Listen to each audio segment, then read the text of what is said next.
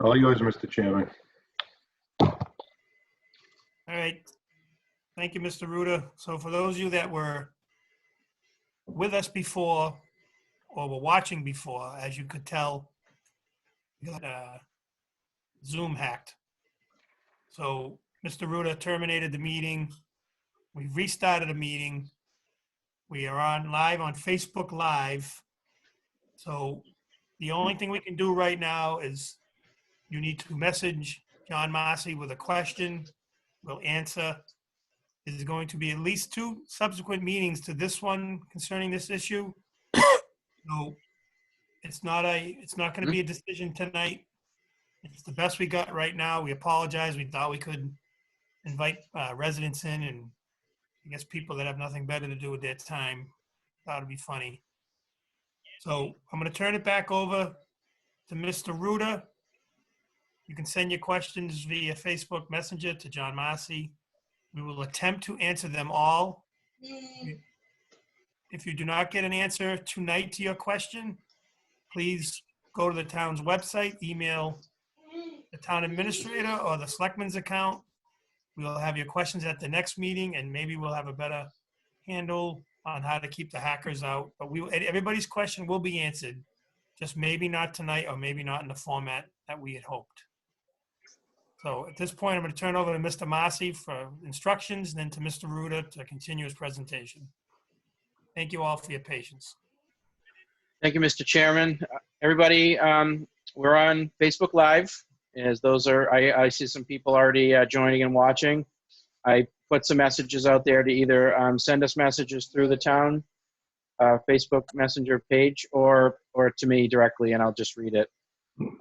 I'll ask Mr. Chairman to recognize me to read your question. So thank you. Back to you, Mr. Chairman.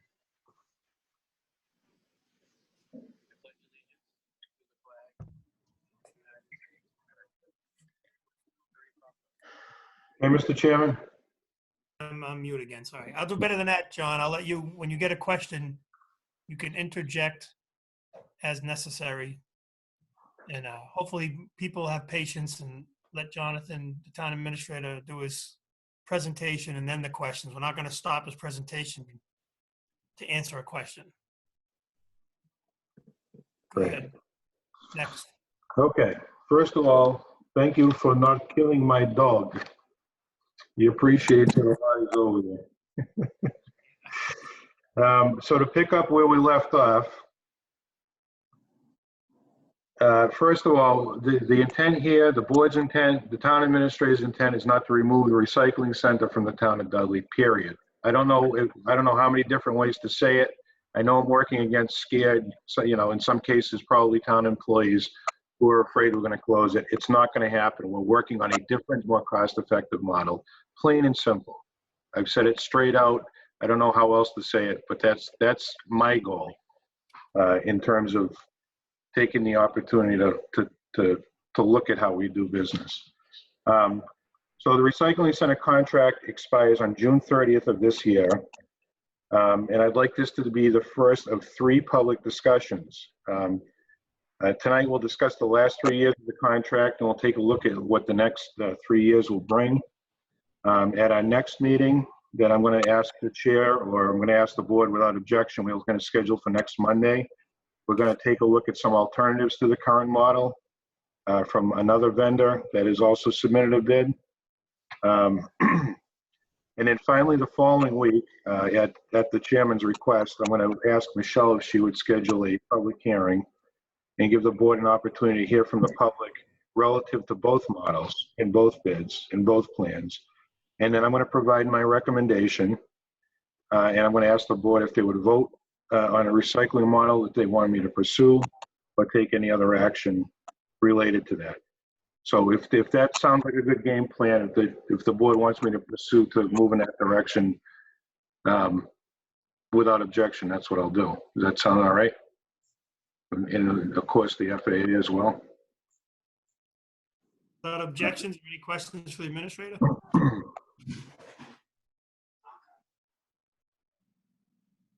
All right, so without objection, that's what we'll do. So we'll take a look at the current model that we have for our recycling center.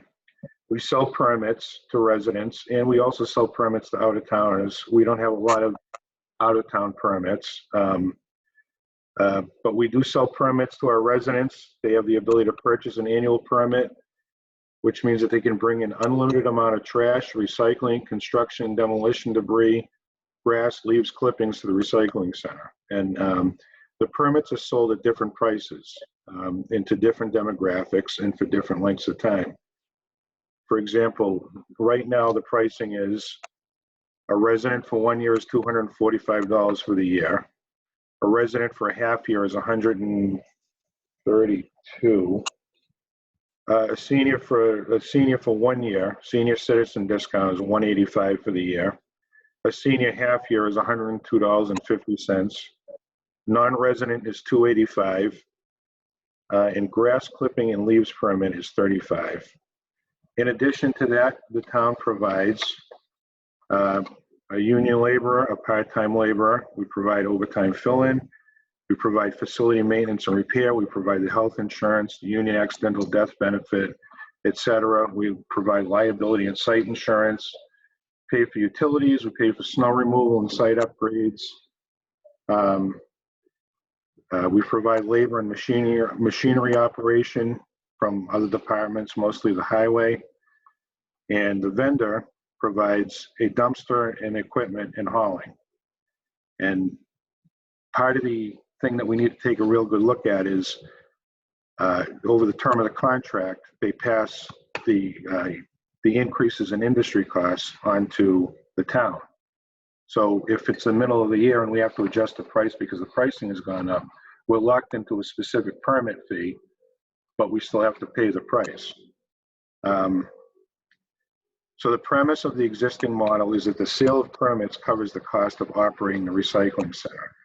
And in fact, that premise has been incorrect for a few years as annual deficit costs not appropriated or approved at town meeting are regularly borne by the taxpayer by both transferring from other department budgets and line items and not actually and doing end of the year transfers. And before we take a look at the balance sheets, I'm just going to outline who actually uses our recycling center. And if I'm getting too granular, Mr. Chairman, and I know I don't have to ask Mr. Joseph to do this, but if I'm getting too granular, just pipe up and stop me. I just want to give an overview as to actually who uses the recycling center so we can get a good indication moving forward. So we have about 873 permit holders. 2 of those permit holders are non-residents. 34 of those permits are for grass clippings, yard debris, grass clippings, leaves, that sort of thing. 323 receive senior citizen discounts. 4 of those discounts are permits for a half a year, so that doesn't see a lot of use. And in 2018, Dudley had a population of about 11,682 people.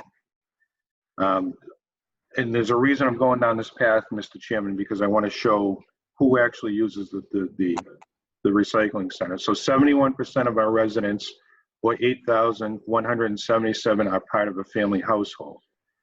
Dudley's average family size is 3.4. Based on the average family size, there are roughly 2,405 family households in Dudley.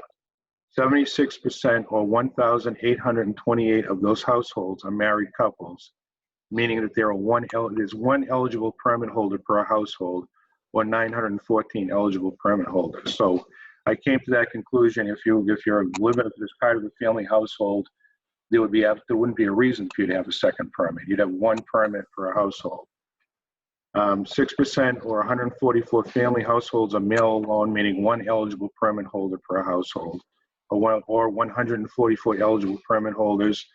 19%, or 457 out of 2,405 family households, are female alone, meaning 1 eligible permit holder per household, or 457 permit holders. So we come up with the total number of eligible family household permit holders is 1,515, and the balance of non-family households is 3,505, which means there's a total number of eligible permit holders, families and single residents among Dudley residents of about 5,020 people.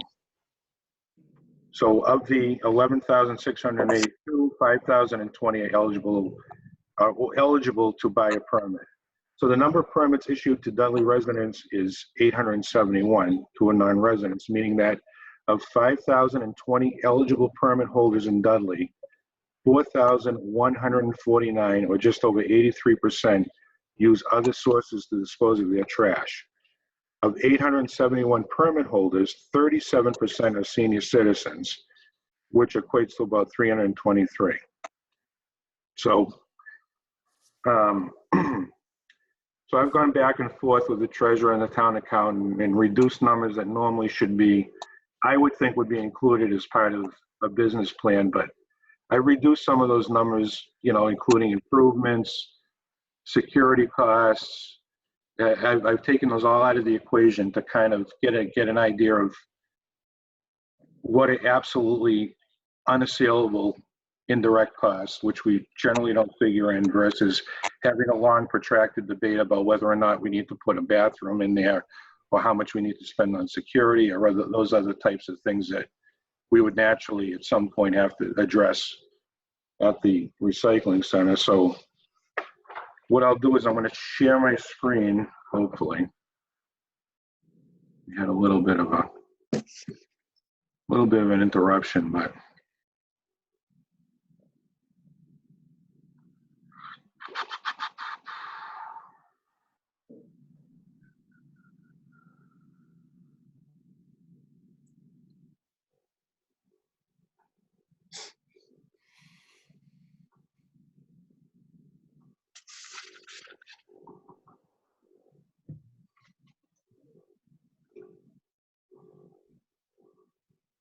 are we getting any questions yet?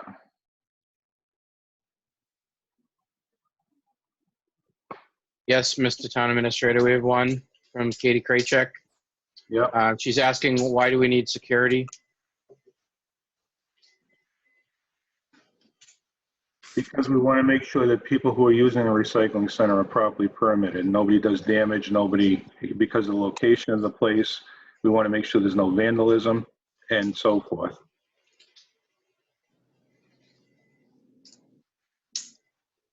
And what's the projected cost of security for the year?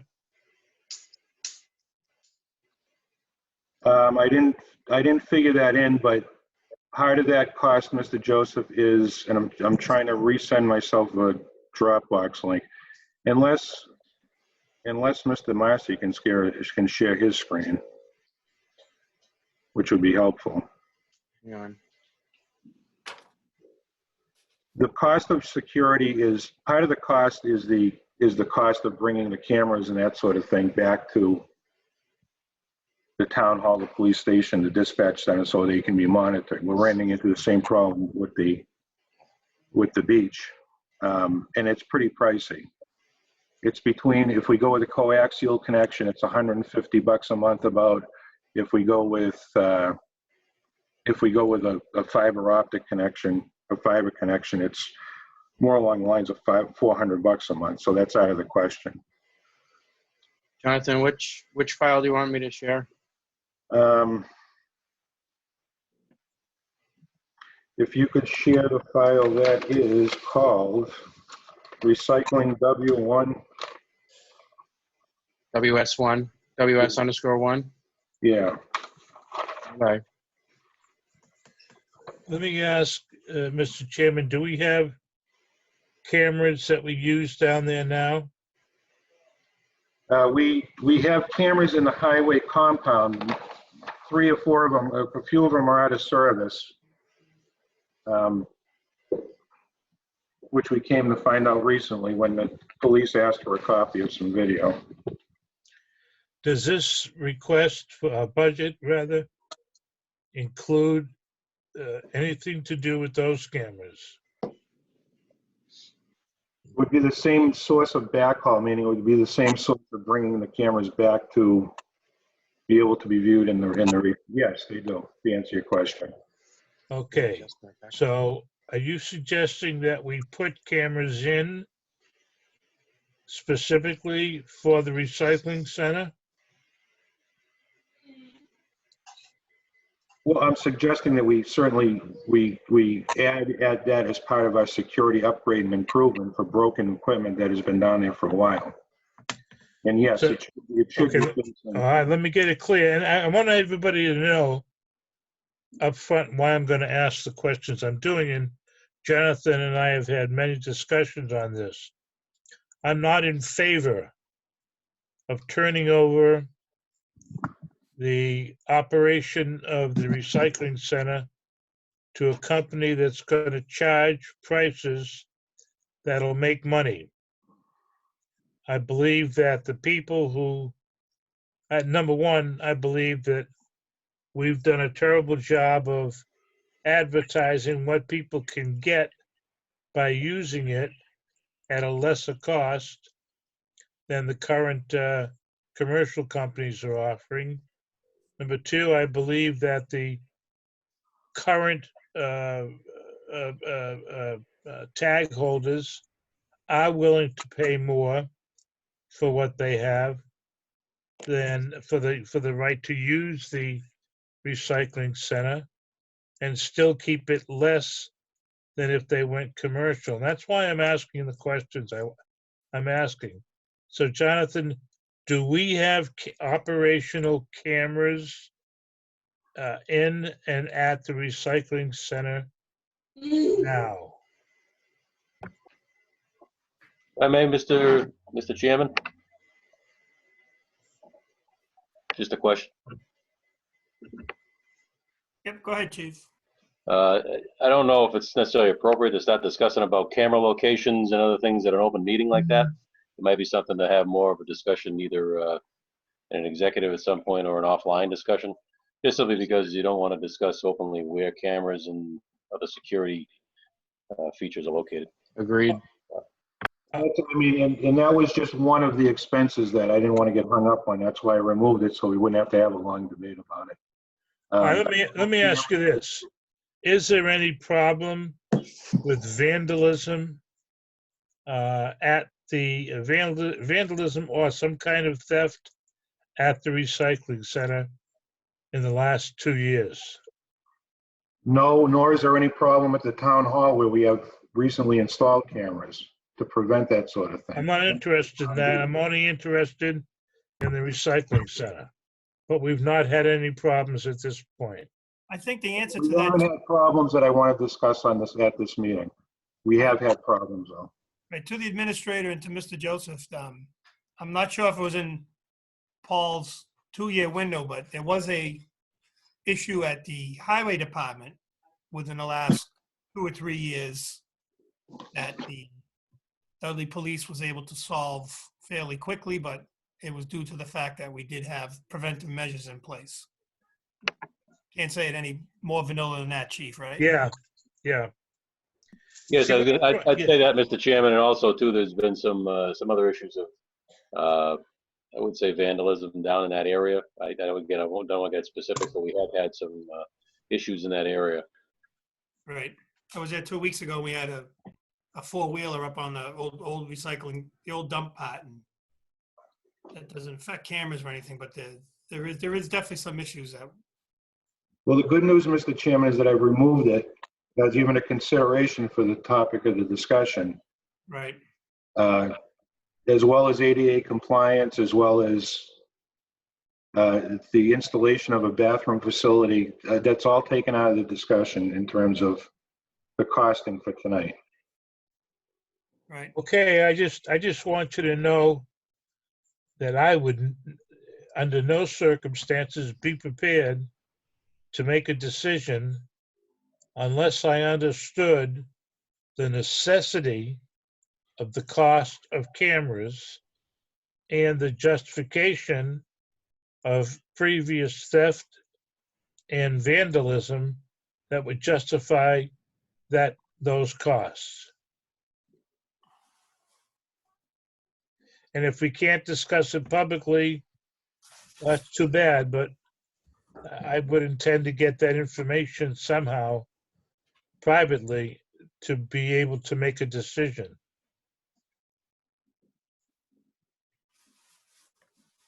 Okay.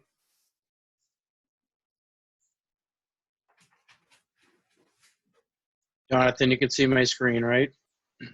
I can. So Great. the first block, which shows FY 2017 through FY 2022, shows what we generally budget in terms of the recycling center.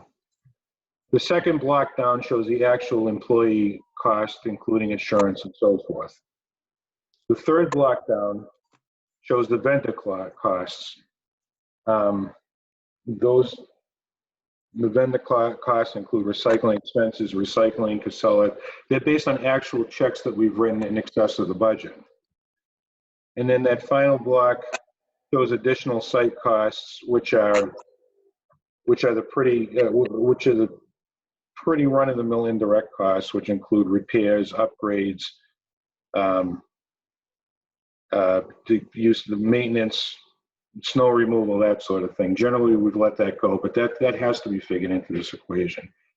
And so even with that, and even with removing what I think are going to eventually be necessary site upgrades, for 2017, we were about $2,472 under. That's not bad. In 18, we jumped to $22,016 above the budget. And we do and a lot of times we make these revelations because we're doing end of year transfers and we're taking, money out of different line items to pay for overages because we haven't budgeted appropriately to begin with. FY 2019, we were $13,000 under. When I say under, I mean $13,000 in the red, $10,000 in the red in 2020. And then projected for the end of the year, to date we're 10,000 projected. Vinny has some unpaid bills. So we're projected to be about $28,291 in the red for 2020.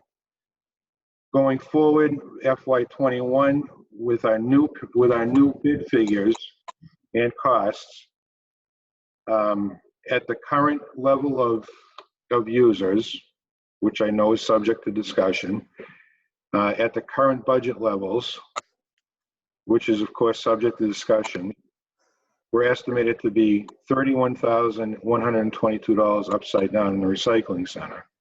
In 2022, with the same assumptions, we're projected to be $41,182.50 upside down. And going forward, as we look at the 2023, we're looking at $49,000. So over the course of the next 3 years of the contract, we're going to be roughly $110,000 in the hole at the recycling center. So these are based on actual checks, actual account, actual books, actual accounting of what we've spent versus what we budgeted. And I wanted to present that to the board to get some direction in terms of, which way do you want me to pursue? We're certainly going to listen to other options next week, but I can't see us proceeding forward in a proposition, particularly under today's climate where we're losing this kind of money on a yearly basis. So I just wanted to get the board's input. I wanted to give the board the opportunity to hear from the public, give me the opportunity to respond to any questions they may have. We've got Rich on the line. We've got the town accountant on the line. We've got Vinny on the line. So we're all in the same chat room, so to speak. So, Mr. Chairman, back to you. All right. When I look at these numbers, and I know I've talked to the administrator myself also, I just question some of the ancillary costs. For example, the load of labor and mulch yard debris at 15.6. I know we send somebody down there and they turn it over once every week or two, and you do have it delineated at 2.5 hours, loader rate weekly. That's something, that cost there, to me, is something that we've always just used. Like the person in the loader is getting paid whether he's turning the mulch at the recycle center or if he's up coal patching. and I feel the same way about the snow removal, that the plowing in the transfer station I've seen in the past is generally done by the person that runs the transfer station. We go back to the previous person, and that was part of their plow route. And I actually, in the past, I've seen superintendents pick up down there when he's done his plow route. So, for example, I don't think when we compile a budget for the library, for example, I've never seen a line item where it says, all right, we're going to charge 2.5, 10 snow events at 2.5 hours. So we're going to build a library or the town hall for snow removal. And I understand not everybody uses the transfer station, but not everybody uses the library. So to some of those costs, I just question some of those ancillary costs. And I understand the roadside bulk pickup, and I would like to, I'd like to sit down with Vinny, talk a little bit more about that, because I see it's budgeted at 0, and we put an amount in there, and once again, you have it footnoted, so if people want to see this, it's a public document at some point. And I understand some of those costs are being built back in that were never built in. I just think as we get into the actual model that we're going to adopt, I just want some of these costs to be explained more to me, I guess, is the only thing I can get at, because it's even the 2 hours a week highway superintendent spent on administration. I mean, that's part of his job. I believe if you look in the job description of the current, previous, and I forget exactly when it was turned over. I think it was even before Paul and I were on the board, when it was turned over to the superintendent. It's always part of his job. And it's always just been part of the salary, part of the line item. To come back now, and if we do the restructuring, Jonathan, like you and I talked about, we're going to be sending some administrative help down there anyway. So that even that, maybe I'm splitting hairs on nickels and dimes, but they add up. Some of that cost is going to be mitigated when we do these combined positions to give better coverage to the town. So that's my first blush when I look at this. I mean, I look at those ancillary costs, and I just really caution some of those figures until they're further explained. And I just, not putting the cart ahead of the horse, when this is all said and done, Jonathan, and we do our public hearing, I would like to see what a sticker cost would be, so the people out there, I don't want to even make up a % increase. It will definitely be an increase. So that's my first blush. And anybody wants to ask Mr. Ruda questions, I'll pretty much open it up to just take our time and speak. And then when Mr. Massey gets a question, he can add it in from Facebook Live. Thank you. Mr. Chairman? Mr. Siganevich. Yes. Mr. Ruda, do you have a breakdown on the receipts as far as the difference between permits as opposed to, say, television or mattress removal? I guess I want to see if we're paying what we're charging, or if we're charging what we're paying on that. We do have a breakdown. Some of that cost is charged off to roadside pickup. So we have to pay to, we obviously don't have anybody to charge when somebody dumps their debris on the side of the road. So we eat that amount of the cost. But we could provide a breakdown of that, sure. Thank you.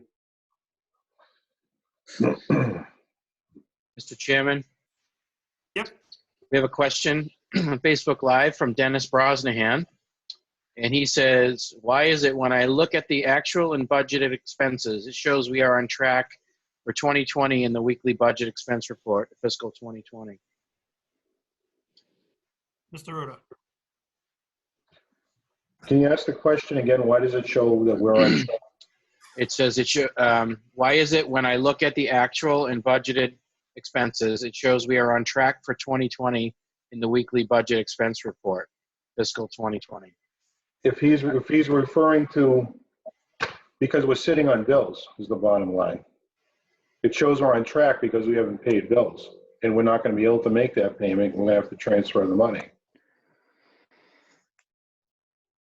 So if you look online, everything looks like it's, it looks like it's on track. But when you get into the end of the year and we start making end of the year transfers, or we start taking from other budget line items, that's where we start going sideways on the whole model. And that's exactly where we are right now. Thank you. Jonathan, Yes. is the increase in the recycling fee from $97,824 to $128,833, which is a $31,000 increase. Is that by contract, or is that what they're claiming they have to charge us for recycling? It's both. Could you explain to me how it could be both? So there's a provision in our contract which they will not back off on, and I've yet to meet a vendor that will, that allows them, as the industry adjusts prices. For example, when China decides that it's not going to take our recycling anymore, like they did about a year and a half ago, and now it becomes more expensive to get rid of recycling than it used to almost be a budget neutral item, but now they have to find a place to burn it. And on top of that, they have to find a place out of state in most cases to get rid of it, because 9 of our landfills are currently at capacity or nearing capacity. So they pass on that increased cost in the contract to us, and they advertise it as such. Okay, all right, so that's what you've been told. I want to see the receipts. Number one, I have no interest in going back with this company if they can't give us receipts showing where it costs them $31,000 more this year to dispose of recycling than last year. I want to see that in writing from them.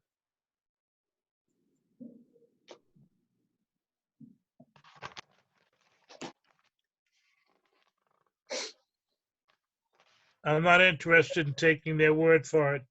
They are a for-profit organization.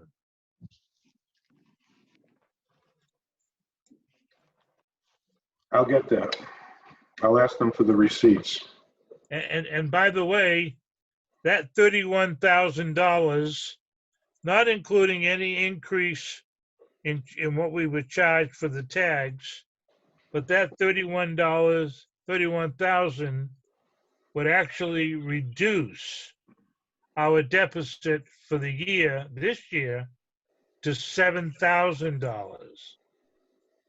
Again, not counting what we might charge. See, if these companies that are for profit are charging $120 a month, what are they charging for per year for our residents? That's the kind of publicity I want to get out. What is it costing them to go with a private company? And what could we raise the price up to? How much of a ceiling does that give us on our tag prices? Not to come anywhere near matching what they're paying these other private companies, but to bring it up to offset what would now be $7,000 deficit. What it would cost us? What would it cost us to bring up to what level to make that a balanced budget and get rid of the plowing, which I don't think belongs there. So just so I'm not unclear about it, are you thinking about I'm not sure which direction we go in if we're not going to have a for-profit private company remove our recycling, no matter what the model is. Say that again, please.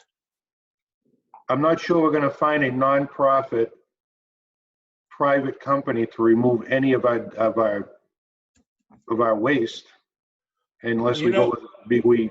You're right, and that's an absurd assumption. All right, I'm not asking them to do it for no profit. I want them to show us where that extra $31,000 costs them. Because I'll tell you right now, if it actually costs them 20,000 and they've tacked on an 11,000 for profit as an approximate 50%, then I got an issue with it. Plus the fact, if you look up top about the dumpster that, the big one that they're gonna leave, they're not only charging us, and I'd have to go back and find it here, but they're not only charging us to recycle it, they're also charging us $250 a month for the metal container. Now, is that because they have so much demand for that particular container that they can afford to charge us that? I don't, Are you looking at the actual Pratt bid? yeah, I forget which, and I'm looking on my desktop. Not Pratt, our current carrier is Casella. That sounds like what you're looking at, Mr. Joseph. I just wanted to make sure. Yeah, I think it's the last one you gave us. But you gave us a couple of documents. The Casella one, I think they're charging us $250 a month just to leave the machine there. Right? Just to leave it there. $250 a month, $3,000 a year. Tell them to go pound sand. Because they're making it on hauling it and disposing of it. They're charging us on hauling and disposing it, and I'm sure they're making a profit on that. I think Vinny had something. Ed, Vinny? Yes, thank you, Mr. Chairman. Paul is correct. There is equipment rentals on everything down there. We knew that right up front, but that $250 a month dumpster is that self-contained compactor for the recyclables. And it's, like I said, it's a self-contained compactor. It's very expensive to rent, but the rental cost didn't go up in the contract years. What went way high was the trucking fees and also the disposal fees. As Jonathan noted, the recycling per ton was, I think, around $45 a ton for disposal fees, and it's more than doubled now. And I just wanted to just say that was back when Greg was here when that jump occurred, and I think Greg has a report from Casella on exactly what what you were asking about. You had to prove that they were paying more for us to pay more, and I think that was done. And I can look up in the files to see if I have any copies of them documents. Okay, but now it's increased by another 31,000. But we're not in a contract for that yet. Well, that's no. This year it's going up $31,000 this year. Now, this fiscal year, from 97,000 to 128,000, and we're still paying 3,000 to rent the damn. What do you call it? Now, Vinny, you know as well as I do, and we all do, that they're making money. They're making a profit on hauling and disposal. They're making a profit. All right. What they're charging us is not what they're paying the truckers. What they're charging us is not what they're paying the wheelabrator. All right. They're making profit. So to add another $3,000 onto a machine, unless that machine's in high demand, we shouldn't be paying a rental on that. And I repeat my phrase, we need to tell them to go pound sand.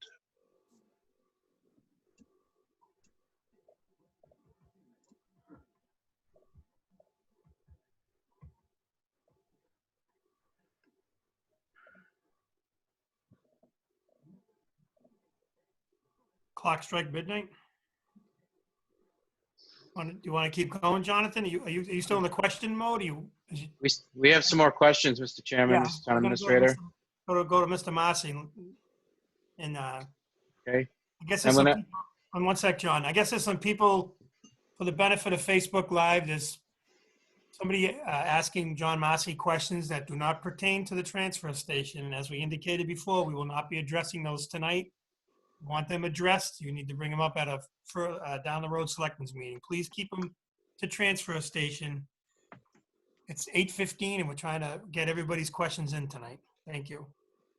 Thank you, Mr. Chairman. We have a few more from Dennis Brosnahan, who already asked one. Is the current recycle center employee have an additional job in the town of Dudley? Have we looked at reducing the days it's open? No and yes. Okay. And Dennis also asks, how do demographics play into this? Is there an opportunity to increase use? Will increasing use be a benefit or an additional cost to the town? The demographics play into it because I wanted to show that it serves a very, very small amount of residents. That's where I was going with the demographics. And to So be fair, whether you interpret that to be it's not advertised properly, it's not used enough, or people don't want to deal with bringing their trash and just want to have curbside pickup, that's all subject to interpretation. But I just wanted to show what demographic actually uses it and how many, of the 5,020 people eligible to have a permit, 4,000 some odd people get rid of their trash elsewhere. I just wanted to show that. Okay. and to the people, I'm not sure who else had conversations with Mr. Ruder. I've asked him that to make sure that we had those figures, because obviously it plays into it, because the seniors that get the reduced, justifiably get the reduced rate. I just wanted to make sure everyone understood breakdown. When you look at the bottom line revenue of permit fees, I just wanted people to see the breakdown. I, for example, have a grass only permit. I'm one of those 24, 35, whatever it was. So I just wanted to be clear with the numbers. Right. So Dennis's follow-up was to that. Will it cost more if more people use it? No, I would think that it would cost less because more people would be using it. Well, Okay. that may be so, Mr. Chairman, but we have to look at this. If there's more people using it, there's more trash that has to be hauled, trucked away, and disposed of. So Correct. that would increase some costs.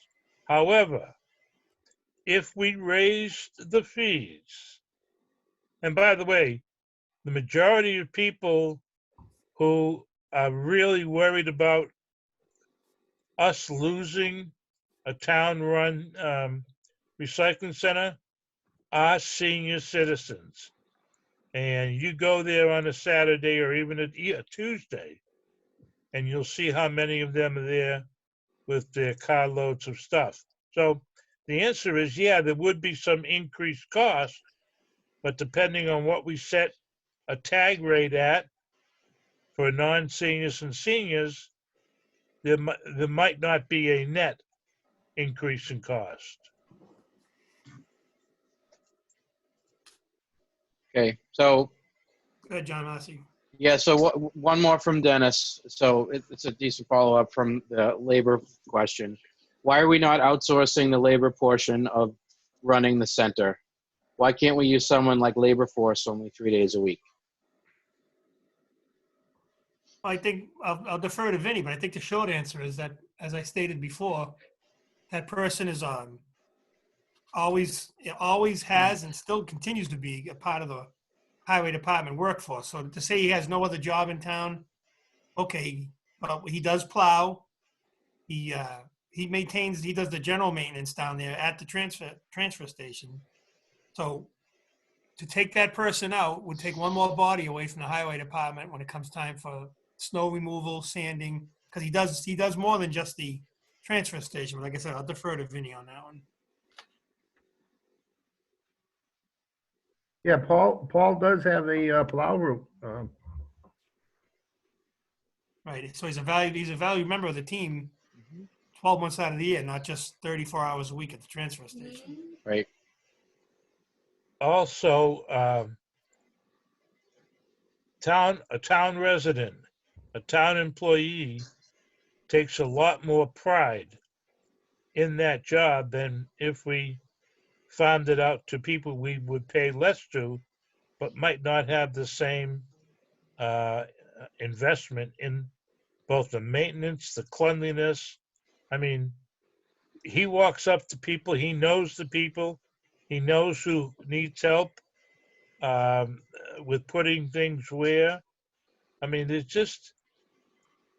there is something about a town-run facility that makes it town-run, makes it actually, that's a bad phraseology, actually makes it part of the town. So the second part of this question, guys, he asked again, what about the labor portion? What if we outsource the labor?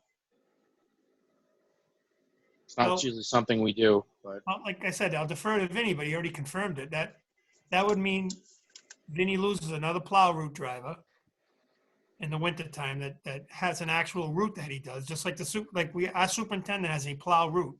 He doesn't just strictly supervise storm. So right away, you'd either have to spread the job that he does out. I know it doesn't snow every day, I understand that, but he sands. It'd be another potential loss in the inclement weather. Am I correct with say that, Vinny, without going? Yeah, it would be a tremendous loss. And we do outsource the part-timer for the recycling center for fill-in or real busy times of the year. I mean, that's outsourced. Right, that's always been outsourced. There's no benefit cost with him. okay. Mr. Chairman, I've got one more coming in. Dan Colella asks us, does the receipts line item include all revenue from the transfer station like TVs, mattresses, et cetera, or is that just the permit fees? Good Mr. question. Ruda. Yes, it includes those revenues.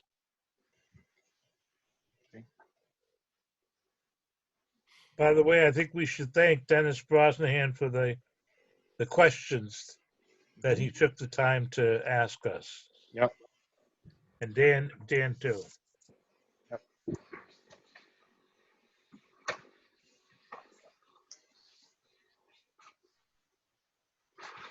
Jonathan, you good? You want to continue? Are you good? I'm good to go, Mr. Chairman. Board members, FAA, anybody have questions? John Massey, too, real quick. Some of those names that we had before, are those people on Facebook Live trying to reach out to you, or is it people just observing? Can you tell that? They're on Facebook Live watching it, Okay. and they're also sending private messages to the town, which I'm trying to do a bunch of things at once. Okay. I just want to make sure people have, Yep. I'm watching. no, I want to make sure they have an opportunity to be heard. FAA members, any questions for Mr. Ruda? Nope.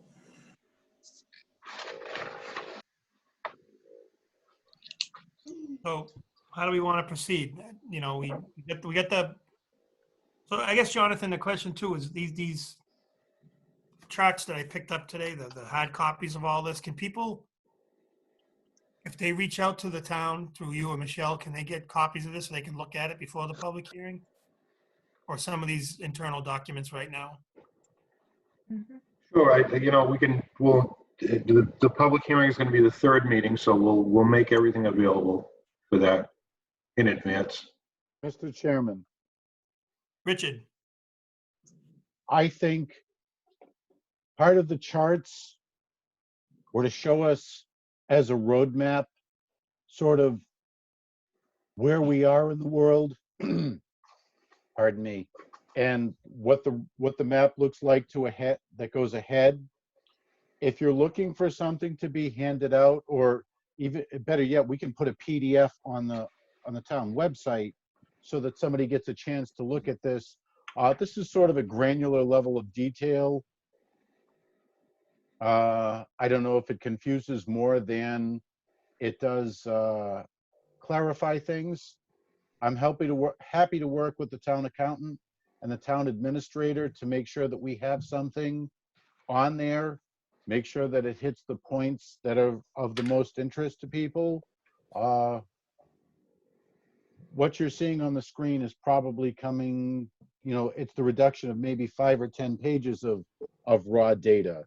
So if you're looking for a shorter, sort of a trifold at a glance, I'd be happy to help with that, again, along with the town administrator, town accountant, Vinny, whoever we need.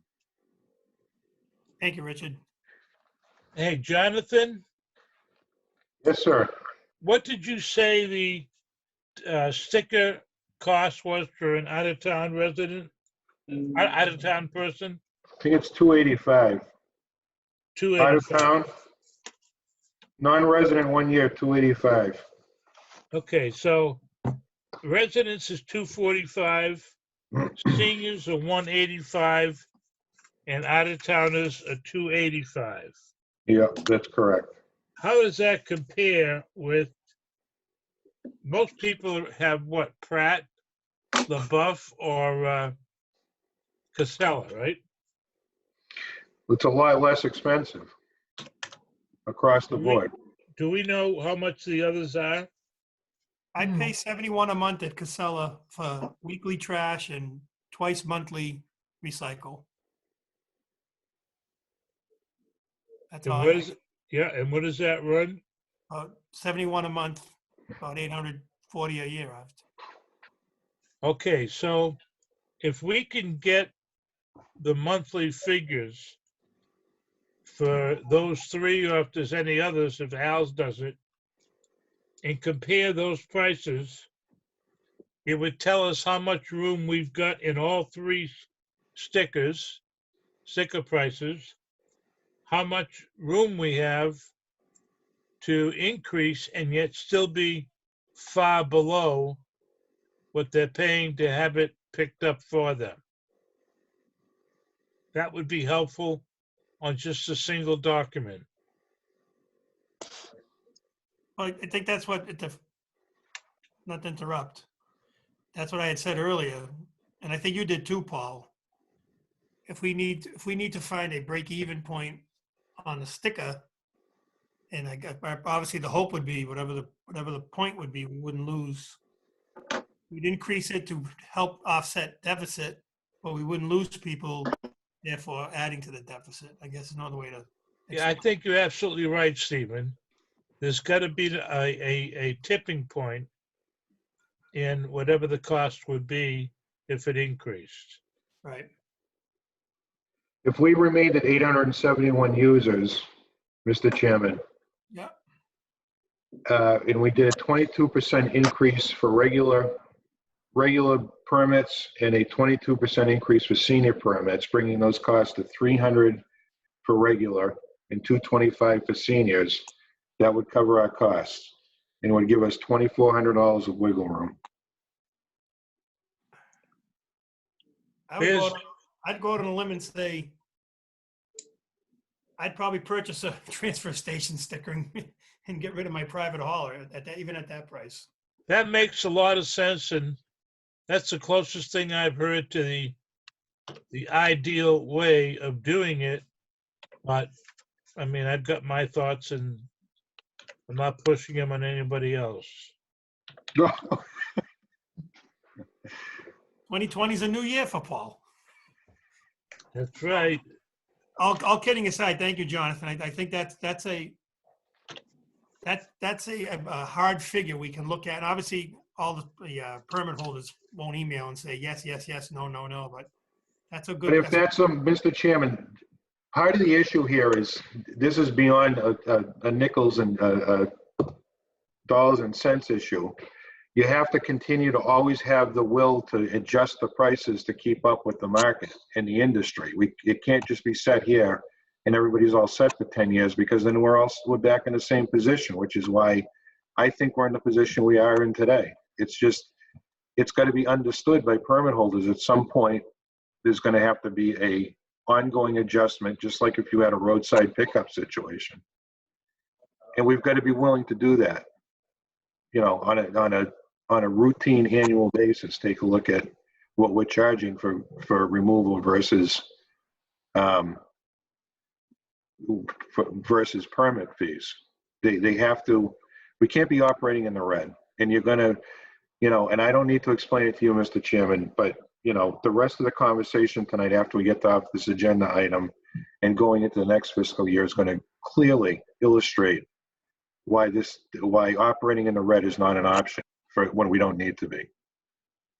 No, and I hope everyone that's here hangs around, because I've had a long conversation, many in the last couple of weeks. There is some sobering news coming in the next few minutes to the town of Dudley and its residents. Anybody else have questions for the administrator or any other? John Massey, how's Facebook? Oh, we're just some cross chatter with residents, but other than that, no questions that we haven't answered. Okay. Mr. Chairman, did I mention I didn't want to shut the recycling center down? They may Yeah, I I've know got a it'll be couple of different private tomorrow morning, messages. but I just wanted to Yeah. reiterate that. No, and and then I know that people get nervous because you started looking at, for example, what goes on in the next town over with the throw as you go and the cost. And, if I do 2 bags a week at X, it'd be this, and that wasn't even numbers that we were using. And it's uncertainty. And I think if we host a public hearing, we get these numbers out there, like Mr. Carmignani stated, between himself with the town accountant and the town administrator, that it's cut and dry numbers. It's not going to be smoke and mirrors. I mean, Mr. Joseph and myself, we brought up some of these ancillary costs that can be addressed or can be explained. But I think this tonight was a good. I wish we could have had all the residents in here, because I appreciate them taking their time. But I think this is a discussion that we need to have. We need to come up with a solution. There's a lot more. The transfer station is very important to a lot of people, but there are some other things that we as selectmen and Jonathan, who has already parceled out his time, that we have to address. And I'm sorry, there's some sobering news coming, as I stated. I'm off my soapbox. So if everybody's good with the transfer station, as Jonathan stated, we're going to host a public hearing. Jonathan, what was the date on that? Well, Mr. Chairman, I thought next Monday, we'd hear from another bidder with a couple of other alternatives. All right, then do the And public hearing. and again, there's time involved in getting another bidder here to talk to us, and they have to put together their presentation. I have to work with them in order to get them on the meeting. So if we're closed-minded about any other sort of model, then we should probably let me know now, and I'll cancel that person. I don't think that's the case, but if we're not going to spend that time listening to it, or at least, considering other alternatives, then tell me now. I can handle it. As a matter of fact, I'd love to clear it off my schedule. Mr. Chairman, Mr. Johnson. so I would hope that we're not going to be so narrow-minded that we don't have at least 3 different options of ways to solve the problem. And then when we do decide on which path to go, multiple bidders for the option that we choose.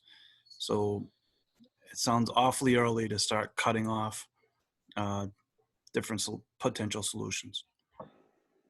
Agreed. Agreed, Mr. Johnson. Agreed also. I agree. I like Mr. Johnson's idea of having 3 separate options. I mean, whenever us have anything done in our homes, the rule of thumb is to get how many bids? 3. So I like that, Mr. Johnson. Thank you. No, I agree. I mean, it's clear, and I think, as Paul's kind of in tune with a lot of the users. He's a user down there. It's clear that people understand it's going to be an increase, and it's not going to be $5, $10. So we as a board have to come up with the options. Hopefully it's 3. We have to present it to the people, and we have to be decisive and move on, because it's, like I said, it's very important to a lot of people, but we have other important stuff that we have to address. We good with the presentation on transfer and we can move on now? Mr. Mark? Mr. Chairman, yeah, just some of the comments we've gotten privately, and it mentioned, make sure we post it clearly. Even if we do it this way again, just so people can see it. Not everybody has Facebook, so if we could find a way to get the message out, that would be fantastic. And Ellen Laprise gives kudos for providing another format. I know that was sort of an eye chart for everybody to read. So thank you. Yeah, like I said, I don't want to be here all night. We appreciate the people that are reaching out. So just stay in touch, monitor the website, use your email, use your phone. Somebody will get back to you. Thank you, Mr. Ruda. I wish that were it, Mr. Chairman. I think I'm losing my signal here. I think there's too much drag on my internet or whatever you call it. Okay. It's wavering. Item D, Mr. Chairman? Yeah, let me go back to my check marks. 5B, Town Administrator, review spending articles, town meeting warrant, FAA vote to act upon recommendations of TA or take any other action relative thereto.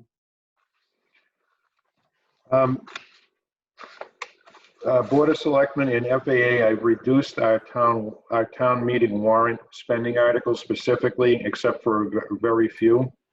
I forwarded those to you, but we're not going to be in any position to take up any spending outside of a few very unique circumstances.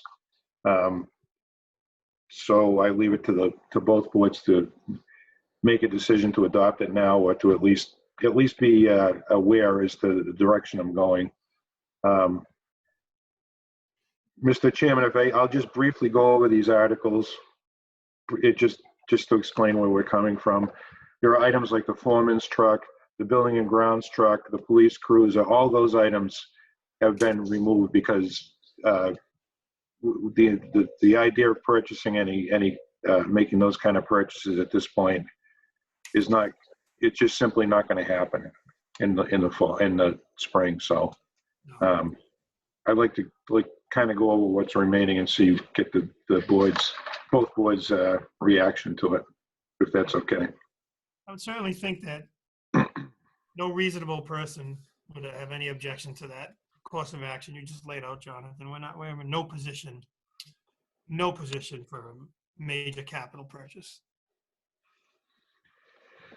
Okay, so the first four articles are relatively boilerplate. Article 5 is the planning board. I believe that we're going to end up sponsoring that article. They've had the hearing, they voted on it, the planning board, but I think the premise was that the selectmen want to sponsor it, which it doesn't matter if we sponsor it or they do. That's the mill conversion overlay district. That's just a placeholder for a discussion. The ambulance replacement is Article 6. The thought here was that if we get approval to borrow and put it on November ballot, it will, that'll give a greater opportunity for people to weigh in on the debt exclusion. But I've talked to the fire chief extensively about this, so that even if it was approved in the spring to borrow, we certainly wouldn't execute any sort of purchase of the ambulance until we got a yes or a no from the voters on a debt exclusion, because that's the only way we could obviously purchase the ambulance. So this is more a timing thing at this point. So if we vote on, if this is approved to be borrowed for a new ambulance, and the Board of Selectmen place it on the ballot for the presidential, give the residents the opportunity to vote to debt exclude it. If it passes, we go ahead, we order the ambulance and we borrow for it. If it fails, we take a shot again next year. But that's where yes. Is it possible for a portion of the cost to be covered under reimbursements for COVID-19? Dean? I think we've specifically asked the question, and vehicles aren't included. I know from the DOR side, I don't think they would be included from FEMA, but I defer to the fire chief. Vehicles are excluded. It's right in the guidance. What about equipment, et cetera, inside? We don't need any equipment. I'm just gonna use the equipment from the old truck. Okay, As far as day-to-day equipment, I guess that's a different question. We have been applying, the masks and stuff, but I think that's a whole separate question, right? Correct? Am I correct? Yeah, I mean, But I think that's the type of equipment we could get for that is personal protective equipment. It doesn't extend to the technology that you would need on that truck to you wouldn't get a stretcher or a defibrillator out of it. all right.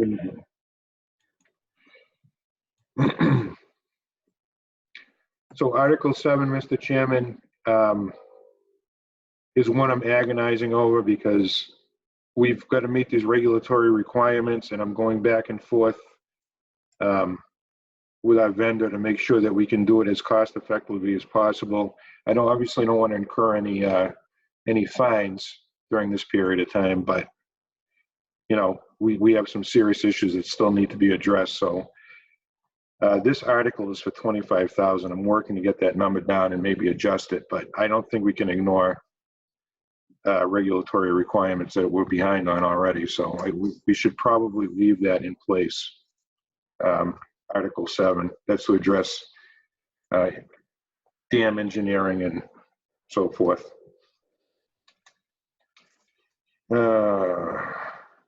Article 8 is a boilerplate renumbering general bylaws. That's under the town clerk. That's an administrative function. Article 9 is the codification of our general bylaws and revisions, which began with Aura before she left.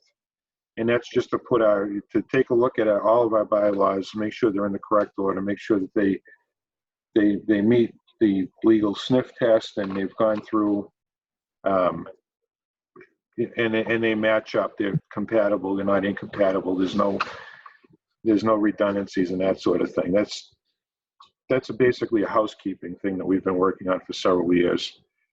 It doesn't require any spending. It's just the acceptance of the revisions. Now, let's see. And if we move down to, and there's a lot of revisions, as you can tell. That brings us to Article 10.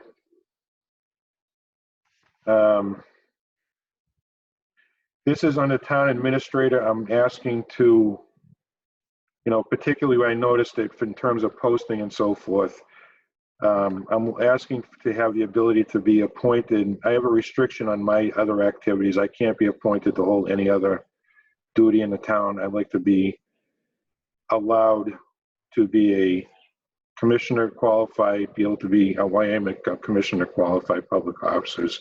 I'm a notary, and for the purposes of posting, I'd like to have that exclusion for me to become a constable so I can make the postings. And that's something that came to light recently when the town hall is closed and I'm there, but I can't get the thing posted, or I have to chase down, Mr. Mayor at great personal jeopardy to go into a closed and sealed building to post. So that just makes it a lot easier. And part of that, I've talked to the police chief. I think he should probably have the ability to be considered a constable as well.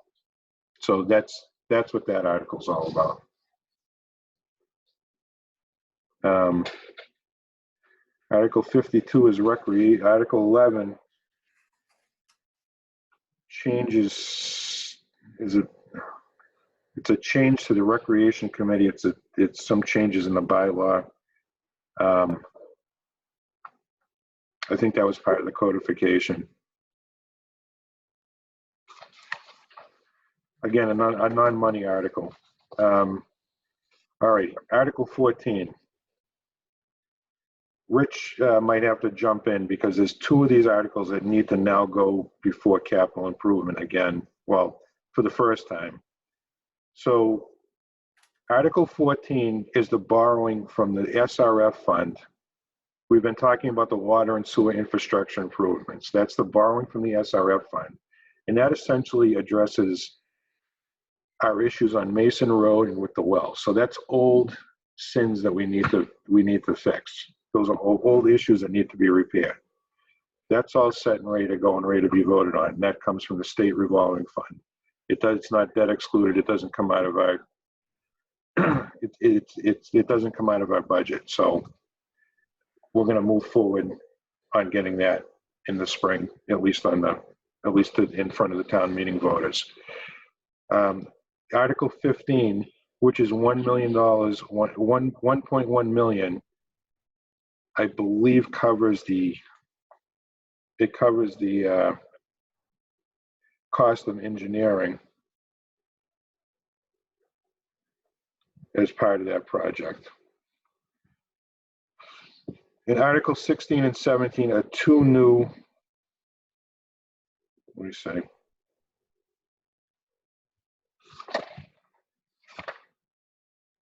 Article 16 is, Mr. Chairman, you mind if I ask these are two brand new articles that came up recently.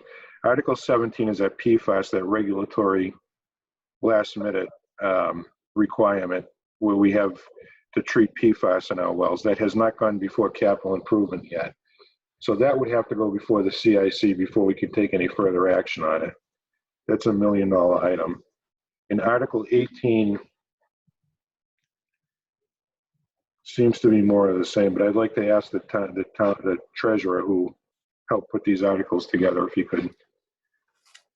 We talked about this, Rich, but we've talked about so many different spending items over the past 3 days that my head's ready to explode. I think it was Article 17 and 18 that we were talking about that still needed capital improvement review.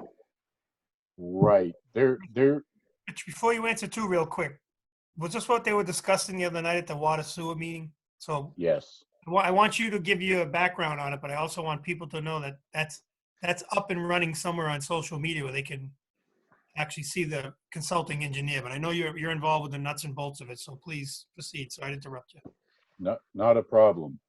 So the water department and the sewer department a year ago made submissions, or Ty and Bond made submissions on their behalf for state funding.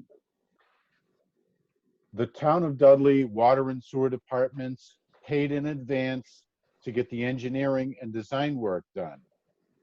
The loans that are coming now, there's $5+ million and $1.3 million for a water and a sewer project, are from the state, meaning we've submitted, or it's been submitted on our behalf, that these projects meet the criteria for the state funding, which is going to be an artificially low interest rate. It's going to be principal forgiveness. We've qualified for them. And again, well 1, well 3, piping work, Mason Road extension, 3rd Street down there, it's a GNS. Anyway, and then the two tanks. The sewer is going to be inflow and infiltration. They're going to be lining the pipes. Again, the state loans that we're going to borrow the money is going to be for construction costs. So if we don't pass those articles, we can't borrow the money. And it's more difficult to do it privately than it is to do from the state. While they're doing all of this, something else has come up. PFAS shows up. Something in the water needs to be treated, and what they're doing is strategizing how to deal with it. So again, we're going to have the need for some dollars to go through and do some engineer and design work. There's going to be $1 million to go through and to treat it. And Mr. Town Administrator, is there a third article to do some piping between wells? I'm pulling this all by memory, so I'm hoping I get everything. Were there 3? Are there $2 million or just a single $1 million for the water? There's $1 million for the water and there's a $2 million Article 18. Phase That's 2. 20,000. 200,000. 200,000. I'm sorry, 200,000 for phase 2. Right. $1 million for phase 1. 300,000. No, I think you covered it. Okay. So I'm anticipating that everyone looks favor upon these because in essence, it's a state mandate. We have issues we need to address. It's not like we could push this off. I think we've done enough pushing off. But again, it's going to be $200,000 for the design and engineering. That needs to come internally. If we're borrowing it, it's going to be from the market. It's not going to be state money. It could also be a budgeted line item or could come from retained earnings, depend on how that works. The $1 million, hopefully, another submission could be made to the state to go through and to get into another state program that would pay for this. Obviously, if it's a hot button issue, there should be monies for it. John That's Manassi. my hand, Mr. Chair. Mr. Chairman, Mr. Zakowski is listening in, and he wanted to be let into the meeting and comment. So I forwarded him the link. Jonathan, could you? They talked about this quite a bit, and he just had something he wanted to add on that article. You wanted to add on to it? I think so. Add on as in a comment or add on to the warrant? Comment. Okay. Sorry. He's not there yet, so Not there yet. no. I just sent it to him. Just keep an eye out for him. What about George? George is here. George, I'm trying. George can't get in. So Brian Dorrell and I have been talking to try to make that happen. So Scott can represent George. Well, my suggestion, Mr. Chairman, because we have so much business left, is to not get hung up on the last two that still need CIC review. Yep. Move along. There'll be plenty of time to get in, to talk about that further. Yep. Just keep plowing ahead. We can do comments after Okay. if necessary.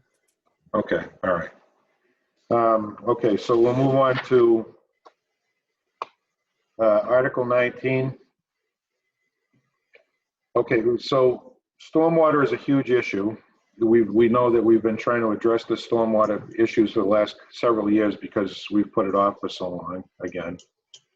So we're in a position now where we got the advisory, we got a non-monetary fine. I got a notice in the mail a few months ago at the end of the summer that we were being fined, but it was a non-monetary fine.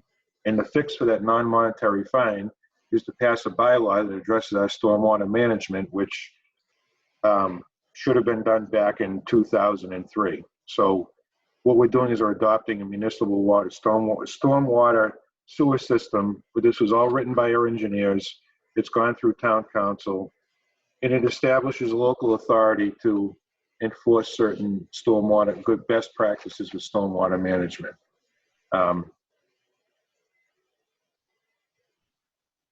It's been legal reviewed. It's been reviewed for the engineer. It puts the Conservation Commission acting as a stormwater authority in charge with the ability to delegate authority to the highway superintendent or so forth, or the highway commissioners. And it basically just addresses that we can't have illicit drainage into our stormwater system. We can't have illegal tie-ins. We have to have a program, which Vinny I know he's been working on. We recently purchased the street sweep. We have to have a program to address contaminants from getting into our stormwater drains and so forth. But it's pretty cookie cutter stuff that most cities and towns already have adopted. And we're in violation as to not having this adopted yet. So my recommendation is going to be to pass that at town meeting. And didn't we get administrative actions taken against the town already? We were able to hold those off because We're on their radar screen. because we're doing this. Right, we're on their radar screen. That was my Yes. Yeah. big time. That's how we get the fine. That's how we found out what the fine was, and that we should have adopted this a while ago. Right. Article 20 is special legislation petition. So the town, the Board of Selectmen authorized me to sign the daily warrants, but the Attorney General wants more than that. She wants us to do a special legislation petition so that it can be officially adopted by the general court for me to be able to do that. Otherwise, if it's not adopted, it becomes invalid for me to sign anything. So that's entirely up to the Board of Selectmen as to whether or not they want to go back to coming in and signing paperwork all week, or to continue with the current plan and move forward with approving it. It's recommending this article be approved. Let me see, Article 21.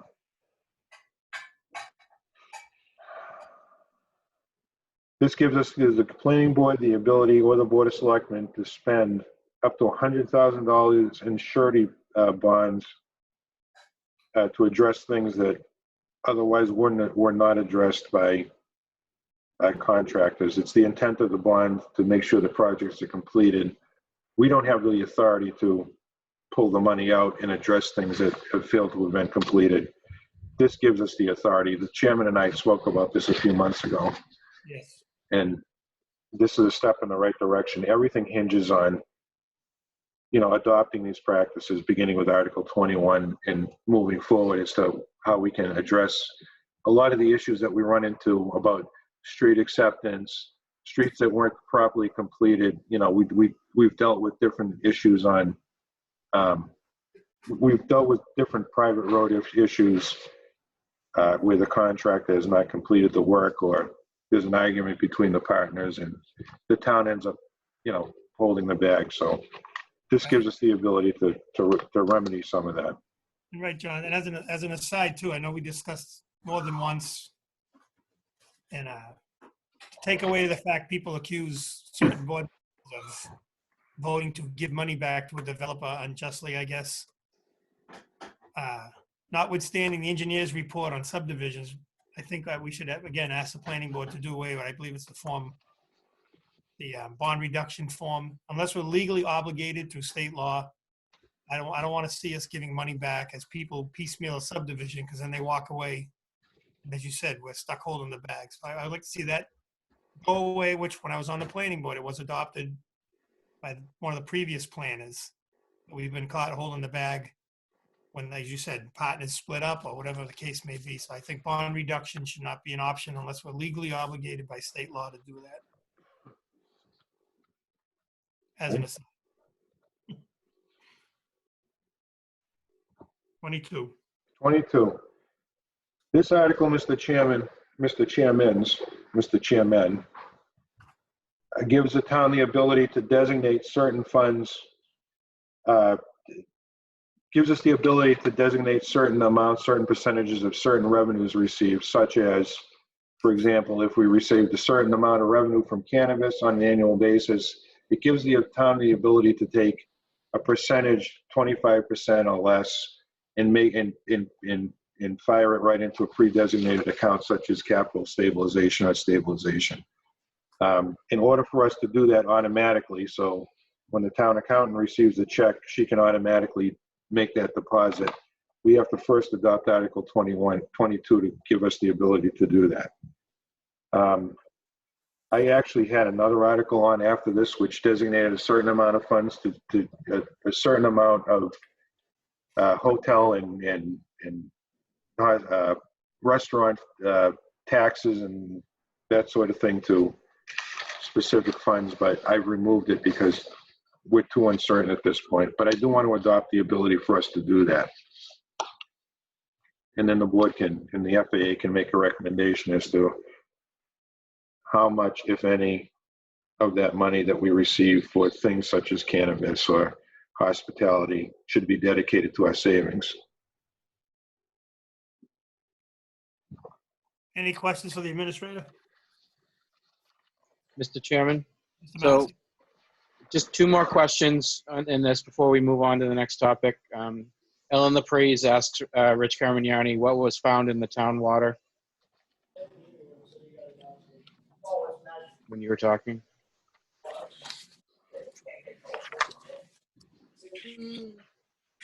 I'm not the engineer. Okay,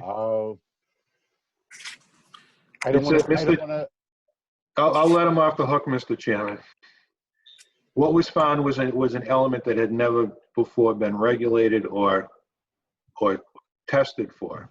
It's PFAS, and if George were on, he could tell you exactly what it is. But it's a contaminant that was recently regulated, and now we have to test for it, and we barely meet the threshold to have to address it. But of course, we met that threshold. So it's not an emergency. It's not a health concern at this point. We're certainly going to address it as we move forward, as is every other city and town in the state that has the presence of it. But, you know, just as we were beginning to address infrastructure, this regulation came down the pike and, you know, derailed that, made that part of the overall project. thank you, Mr. Town Administrator. One more from David Durgan. You'd like to know if we would please provide a link to view all the warrant articles.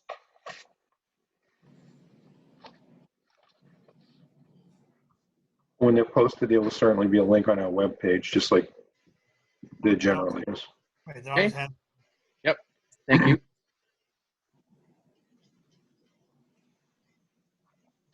Anybody else for the administrator? So how would you like to proceed, Jonathan? We need FAA to go first. That'd be fine, Mr. Chairman. We can always change the vote. We can always, you know, we're going to we'll probably have 3 or 4 more meetings before we even go to town meeting. So I would think at least 3 or 4 more meetings. So if they want to vote on it tonight, that's fine. And maybe we get lucky. We don't have to vote on it again. That'd be great. Or take no action. It's entirely up to the FAA. Mr. Chairman, Mr. Johnson. this doesn't sound like it's polished enough to go forward with a vote. What's the board's feeling? What's that? Well, first, let me touch the FAA first, and then we'll come. Mr. Mayotte. I only have, I think it's just me and Mark, so I don't have a quorum to make any recommendations at this point. So Okay. I think I would defer, especially after we get back from capital improvement on those other 2 articles, those other spending articles. I think that's probably a good idea, Mr. Chairman. All right, then without objection from our board and the 2 members, the FAA, as Mr. Johnson put it, I think we're in a very fluid situation where we probably should just hold off. You can make it an item agenda on that next meeting next Monday if we get more answers. Okay. Perfect. Thanks, Mr. Johnson, Mr. Mayotte.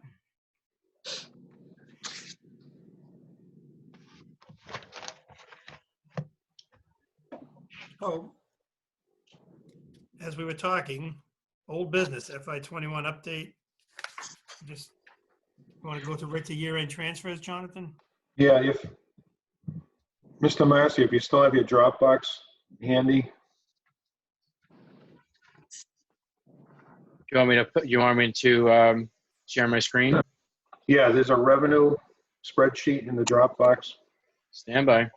Standing by. Is it the copy of revenues from Jay Ruda? That one? That should do it. All right, hang on.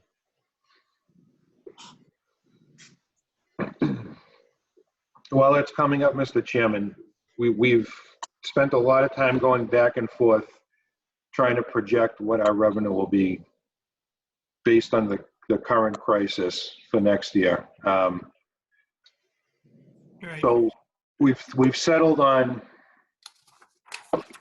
This one, Jonathan? Just the That's right it. one? All right. Yeah. So if you look, Mr. Chairman, members of the boards, if you could look at the top block of numbers, we've looked at those revenue sources: personal property, real estate taxes, so forth and so on. And when I say we, I mean the town treasurer and the town accountant and I, we've looked at that and we've gone back and forth. And it looks like we're going to be pretty much on track with that first block. We're not bad year to date. You know, there's a difference, but we don't have any reason to believe that there's going to be a major impact right now as it stands on those sources of revenue. So we've gone ahead and projected out that we're going to be at a 2.5%. You see that percent change. We'll be able to project a 2.5% increase, which is pretty much in keeping with what we would have projected anyway for those sources of revenue. If you can scroll that down, Mr. Marcy, to the next block. These are the sources of revenue that we believe are going to be impacted by COVID-19. Lottery aid, certainly. The fire department ambulance fees, we're taking a conservative approach on that because we haven't had a lot of calls over the past quarter, but and we don't know what they're going to look like over the first quarter of next fiscal year. So I've taken a real conservative approach at that. I think personally the fire chief is probably more correct than I am. We'll probably get more revenue, but I don't think it hurts us to be a little bit on the safe side with that projection. Can I speak on that for a second? Go ahead. Sorry. Yeah, I talked to Mr. Ruda today, Mr. Chairman, and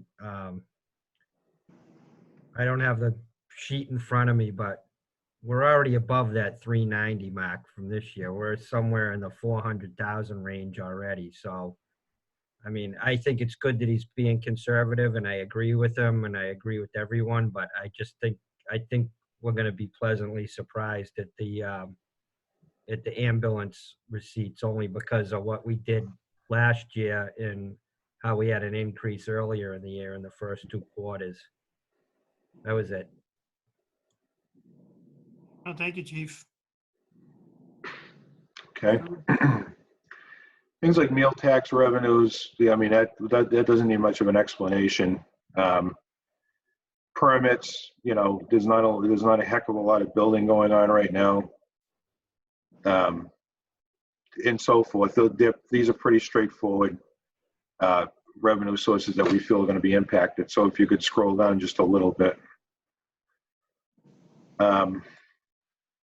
The change in the revenue source from this year's budget, we believe is going to be around $1.1 million deficit, and the revenues from the ambulance will help that, you know, if it's shown to be wrong, but it's not going to be a substantial help.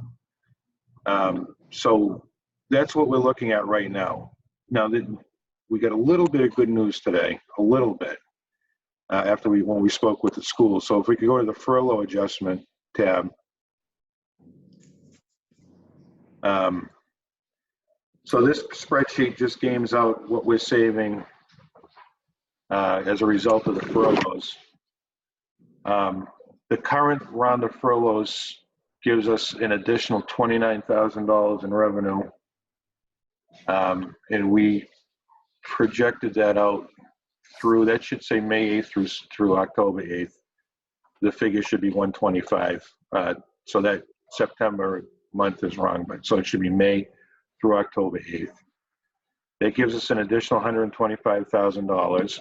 I pulled that 1.1 million over from the revenue reduction tab on the previous spreadsheet, and we spoke to the school today, and they're coming off their initial request and level funding with $100,000 increase, which gave us that additional room. The initial request was over $300,000, so that gave us a $200,000 offset from their initial request. So that brings the difference to about $851 from that 1.1 million.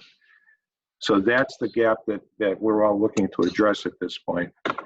I wanted to make sure that the FAA had those numbers, kind of get an idea as to what I was thinking, how we were trying to project this internally, and make sure the board was aware of it. The big unknown right now that is really, really hanging us up is the local aid number. that's going to make all the difference in the world. We don't have any idea what that might be. We've heard wild reductions to moderate reductions. We haven't heard any minor reductions. We've heard moderate and crazy numbers. So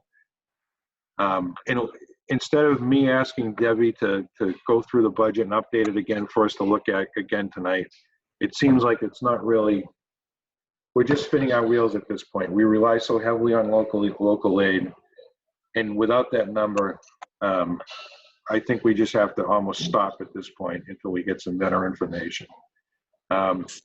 Unfortunately, there's going to have to be further cuts in the near, week or two coming down the pike. But I just wanted to give the FAA, I wanted to get the FAA's reaction. I wanted to get the board's reaction and kind of make sure everybody's in the loop as to what we'll be facing in June. I agree. I think that's wise. Anybody have any questions or comments about that? Nope. All right, Jonathan, keep going. That's it. I kept it nice and short. The next step would have been to include it into the budget, and I don't think we want to go down that road without a local aid figure. No. Rich, anything you want to add with those numbers?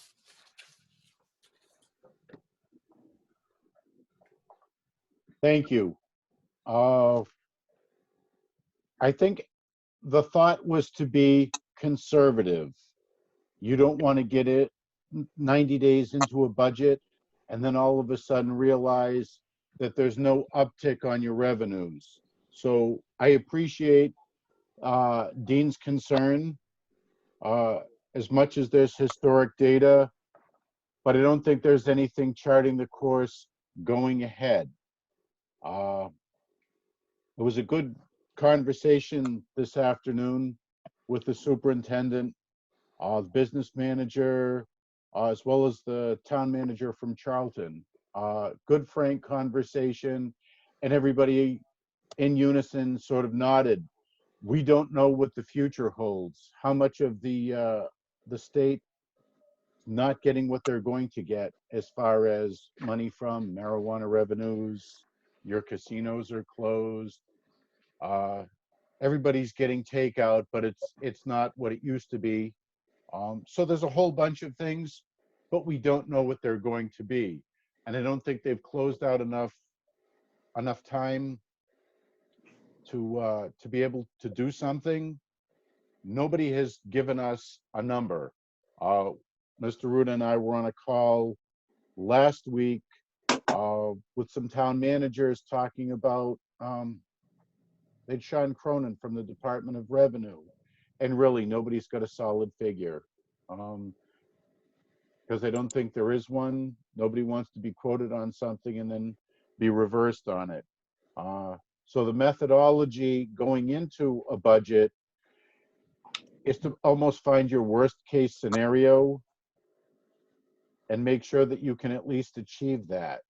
If things are better, you're bringing people back from furlough, you're building, as opposed to, again, 30, 60, 90 days into this, you can't make up the revenue. So it's conservative from the get-go. And it sort of dovetails into your recycling center. Who knows what that's going to bring, but fiscally, you need to go with the most conservative option. I think everybody has been responsive, whether it's local level, state level, countrywide. Okay, everybody wants to do the best, but at one point, things are going to start flattening out and the money's not going to come in. So I don't know, I don't have the crystal ball, but I think we made some reasonable assessments to come up with the number that Mr. Ruda pointed to. Like I said, the goal was to make sure that we could achieve those and not all of a sudden 12 months from now going, hey folks, we're $1 million short, what do we do? So it's sort of built backwards, if I could end on a more succinct note. Thank you, Rich. Everybody good with that so far? Excellent. Jonathan, you going to touch on the legal expense transfers? So we have some expenses to transfer. This is pretty much standard procedure in terms of making end of the year transfers. This will be one of many going forward. So what I'd like the board to do is, I've tried to describe what the purpose of the transfer is where we fell short. We're really short in our legal account. So I'd like to ask the board if we could do both boards, the FAA and the Board of Selectmen have to vote. Well, of course, we don't have a quorum for our FAA, do we? Nope. Well, let's at least get the Board of Selectmen on the record as they haven't voted for it, and we'll Nobody that has a causes a real question? problem. Nobody like to make the motion?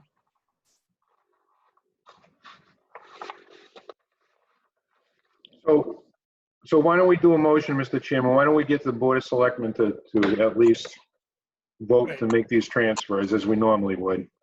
Anybody want And as part of that vote, authorize me to sign verifying that the board voted to make these transfers, as opposed to the board signing, but to authorize them. And we'll have to have the FAA have a separate meeting just to authorize this. The one thing I would say, Mr. Chairman, item C, which is also a transfer, I'm going to just ask you to take no action on at this point. Okay. Anybody want to make a motion to grant the administrator's request for year-end transfers? How do you want that worded, Jonathan? I mean, there's a lot of words in what you've written. Well, I think that Debbie would like to hear you specify. You know what? Who's the clerk? Kerry hasn't said much, right? I think Debbie would like to hear the clerk or a member of the board specify specifically what these amounts are being transferred for. That's how we normally do it. Just go through the list that I've compiled here and move and at the bottom, you'll see if you just read it verbatim, from the cumulative amount of said transfers, deposit a sum of $9,778. And I so move, and we'll do it that way. Mr. Ruda, this is an entire, you would like the entire page read, correct? Top to bottom? Read the entire page, and it specifies from which account we're taking the money and into which account we're gonna, at the end, deposit it. So beginning with year-end transfers, legal expenses, board motion to approve, on and on and on. Correct. And then end with. If you just okay, read it verbatim up until the end of the page, that will do the trick. And then you take a vote. I will do that. Year-end transfers, legal expenses, board motion to approve the end-of-year transfers to municipal expenses. Line item 0001-156-5310-02, legal account to pay bill dated 4/28/2020 from KP Law PC by taking the following actions. Transfer from 0001-240-5114-01 legal postings, $35.90 BOH or other such amount. 0001-240-5700-02 expenses, $605.91 BOH or other such amount. 0001-240-5713-08 BOH training, $1,000 BOH or other such amount. 0001-123-5700-02 expenses, $430.19. TA expense account or other such amount. To pay for Durgan non-litigation matters, transfer $962 or other such amount from 0001-176 2115-01 clerical zoning board clerk to pay for Cine v. ZBA and zoning board of appeals Pierpoint Estates. Transfer $74 or other such amount from 0001-491-5112-01 SEMCOM-clerical cemetery commission to pay for cemetery lot review. Transfer $608.50 or other such amount from 0001-176-5115-01 clerical zoning board clerk to pay for town meeting stormwater bylaw, Packard Drive, and bylaw recodification draft review and AG phone conference. Transfer $55.50 or other such amount from 0001-176-5700-02 expenses zoning board to pay for Blackstone Properties. Transfer $37 or other such amount from 0001-152-5700-02 EXPS Personnel Board to pay for exchange emails, exec assistant, and TA Savage settlement. Transfer $1,514 or other such amount from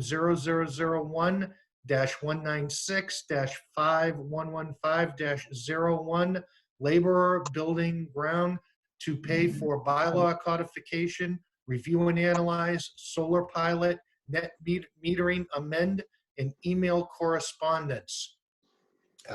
Transfer $721 or other such amount from 0001-433-5700-02 Recycling Center, expenses to pay for solid waste collections, RFP language, transfer station operation RFPs. Transfer $3,734.30 or other such amount from 0001-122-5705-02 OP EXPS to pay for Stevens Mill redevelopment. And from cumulative amount of said transfers, deposit a sum total of $9,778.50 or other such sum into municipal expenses line item 0001-156-5310-02, legal to offset the cost of legal bills through April 28th, 2020, or other such funds, or take any other action relative thereto. And I so move. Second. Goodness, that reminds me of back when I was on the FAA reading the town meeting warrants. Geez, Right. that was You awesome. have to authorize John to sign. And to authorize Mr. Ruda, the town administrator, to sign. Thank you. I'd like to amend that. I'd like to not read that again. Can I just tell you, can I just change the total, You were good. Jonathan? The The total is 50 cents, 30 cents, cents, right? not 50 cents. There we go. The Thank you, total is Debbie. what? Oh, yeah. 30 cents, not 50 cents. Thank you, Debbie. You know, $9,778.50. 30 cents. 30 cents. 30. Oh, it says 50. Okay. I know, will- but it's wrong. Or Okay. other such sum. Still correct, still seconded. All righty, let's take it home. John Marcy, aye. Jay Paul Johnson, Joseph, aye. Gary Siganovich, aye. Jay Johnson, aye. You're on mute, Steve. Stephen Sullivan, aye, unanimous. Thank you, everyone. Let me find my agenda here with all these yellow colored papers we got. Number C, I'm gonna not ask for any action on C tonight, Mr. Joseph, if possible. I don't think we're in any position to make any purchases at this point. let me ask you this question, Jonathan. Yes, sir. Do you want to table it, which automatically puts it high on the agenda for the next meeting? I feel like I'm not gonna be in a position to ask for that money at all before the end of this year, so I don't Okay. even need to table it. Sounds good. You just bring it up, Jonathan, when you're comfortable. Item 7, Before I take 7, I'm just going to ask if anybody, not counting the department head, would like to make a comment. FAA, treasurer, town accountants present.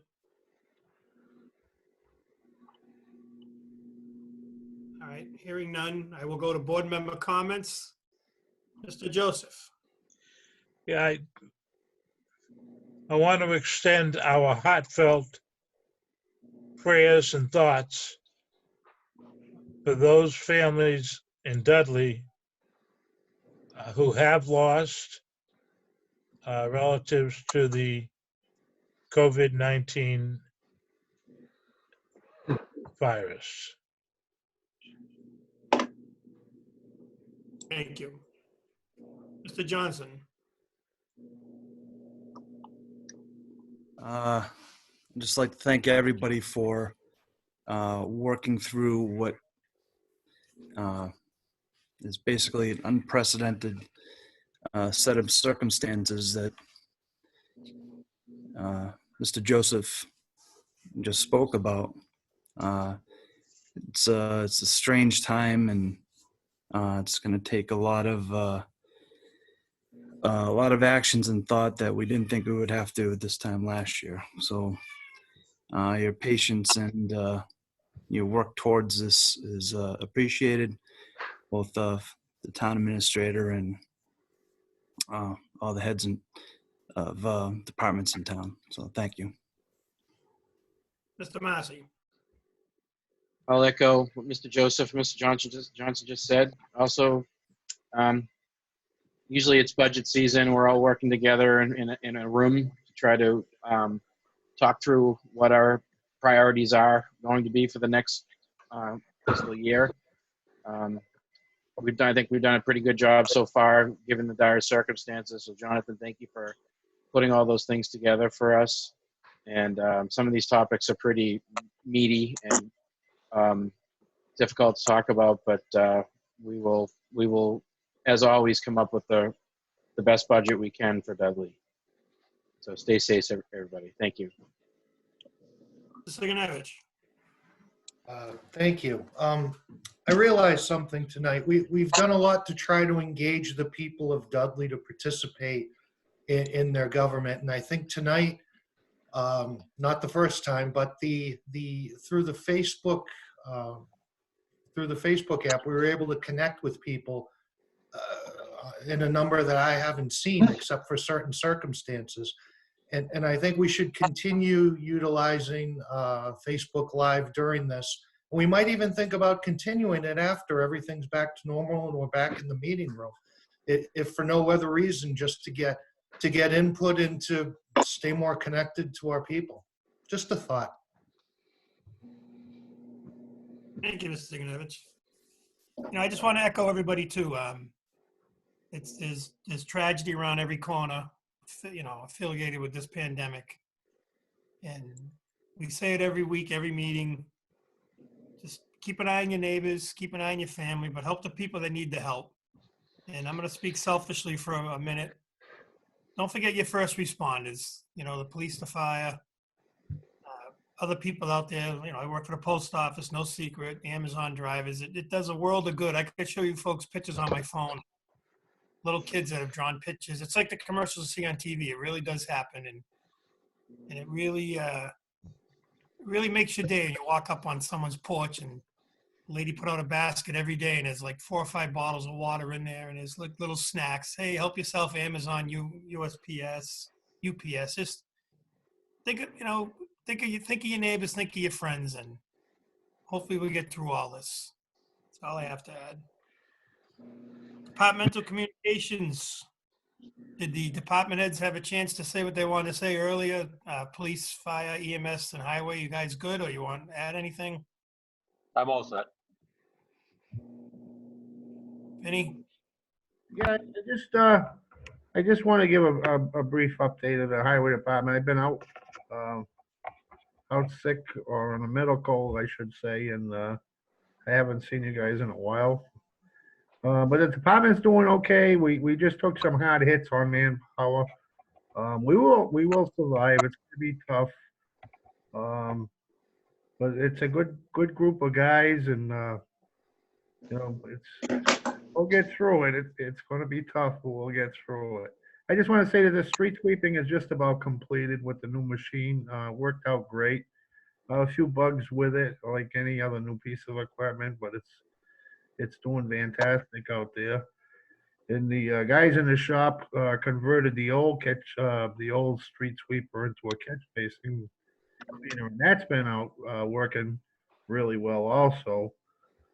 And if we can get it to stop snowing, we we'd be better off too. But the flags, I just wanted to mention that the Stephen, the veterans agent, his last name, Rogerson.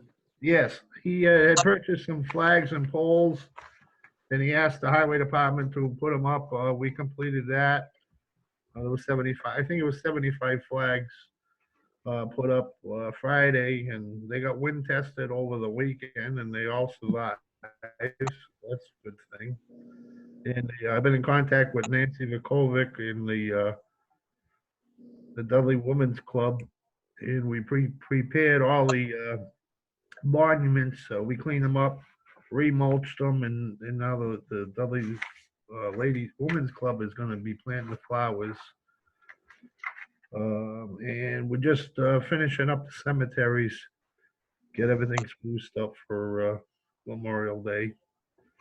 And unfortunately, like I mentioned, that we took a hard hit with manpower. It's not going to be everything going to be as pristine as it usually is. You might see some long grass in the cemeteries as we go through the year, and we're going to try to maintain the trash barrels and all the incidental things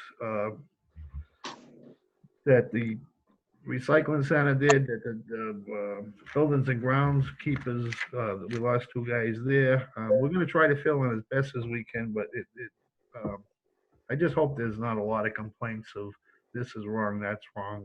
The guys down there are trying really hard, so it's not business as usual. And that's about all I got to say. Yeah, thanks, Vinny. Thank you, That's Vinny. true. We did have some people reach out. The flags look really well, nice up there, and I know you guys did some kind of modification with the brackets. And Mr. Chairman, appreciate everyone's effort. Yeah, Mr. Ruda. I just wanted, Vinny reminded me of something I should have brought up earlier, just real quickly.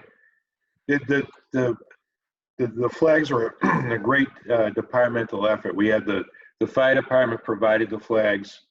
The highway department installed the flags and using the new brackets, and the police department, provided, cover essentially while the highway department went about their work. So kudos to all 3 departments to making sure that, even though our Memorial Day has already been canceled, the parade has been canceled and so forth, it means a lot to certainly the veterans and the families, and you can tell it means a lot to our departments to go that extra mile to fund, install, and make sure that those flags get up so that there's some semblance of normalcy, particularly when it comes to recognizing fallen veterans for Memorial Day. So the town certainly appreciates that, and I hope that the town people, the residents, are aware of the effort that was put forth to make that happen. Certainly, I hope so too. Chief Kochanowski, did you say you're all set before? You have something you want to add?